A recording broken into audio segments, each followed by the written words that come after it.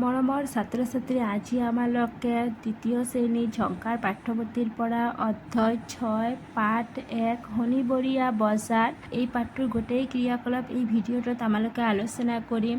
যদি মোৰ ভিডিঅ'টো ভাল লাগি থাকে লাইক কমেণ্ট শ্বেয়াৰ কৰিব আৰু মোৰ চেনেলটো ছাবস্ক্ৰাইব কৰি দিব। এতিয়া আমালোকে পলম নকৰি এই ভিডিঅ'টো আৰম্ভ কৰিম। এই পাঠটোৰ নাম হৈছে শনিবৰীয়া বজাৰ। ছবি চাই কথা পাতো আহা। ইয়াত এটা ছবি দিয়া আছে, এইটো চাবলৈ কৈছে আৰু বুজিবলৈ কৈছে।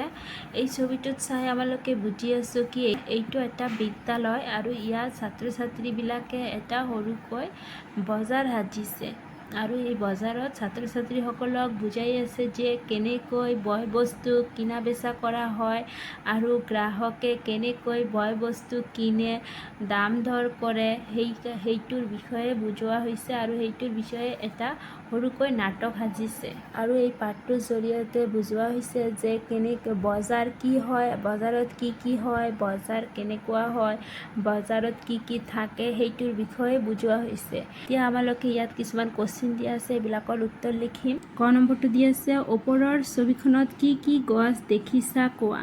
মানে কি কৈছে, ইয়াত কি গছ দেখিছোঁ বুলি ক'বলৈ কৈছে।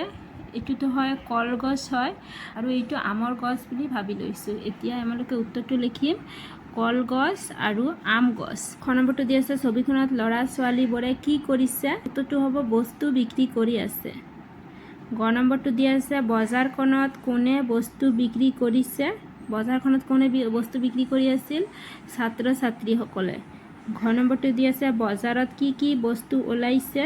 উত্তৰটো হ'ব শাক পাচলি, দৈ, টেকেলি।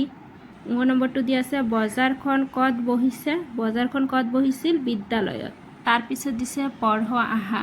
মেৰিহঁতৰ বিদ্যালয়ত আজি উখল মাখল পৰিৱেশ। বহুত মানুহে আহি সিহঁতৰ বিদ্যালয়ত ভিৰ কৰিছেহি কাৰণ আজি সিহঁতৰ বিদ্যালয়ৰ চৌহদত শনিবৰীয়া বজাৰ বহিছে। বজাৰত বস্তু কিনা বেচাৰ বিষয়ে জানিবলৈ বিদ্যালয়ৰ ছাৰ বাইদেউ সহযোগত ল'ৰা ছোৱালীবোৰে আজি বজাৰ পাতিছে। তেওঁলোকে ঘৰৰ পৰা বিভিন্ন শাক পাচলি, ফল মূল, তামোল পাণ লৈ আহিছে। মেৰিয়ে 10টা নেমু, 2 গুছি পাণ আৰু 5টা কৰ্দৈ আনিছিল। নেমুকেইটা তাই 5 টকাকৈ বেচিলে। পাণ 2 গুছি বেচি 5 টকা আৰু কৰ্দৈকেইটা বেচি তাই 15 টকা পালে। তাৰপিছত দিছে শুদ্ধ উত্তৰটোত শুদ্ধ চিন দিওঁ আহা। মানে শুদ্ধ উত্তৰটোত শুদ্ধ চিন দিবলৈ কৈছে। মেৰিয়ে 10টা ড্ৰেছ আনিছিল। কি আনিছিল, 10টা কৰ্দৈ, নেমু, পাণ। কি আনিছিল, নেমু, সেইকাৰণে ইয়াত লিখিব লাগিব নেমু। তাৰপিছত দিছে লিখ আহা। ক নম্বৰটো দিছে, মেৰিহঁতৰ বিদ্যালয়ত আজি কি বহিছে।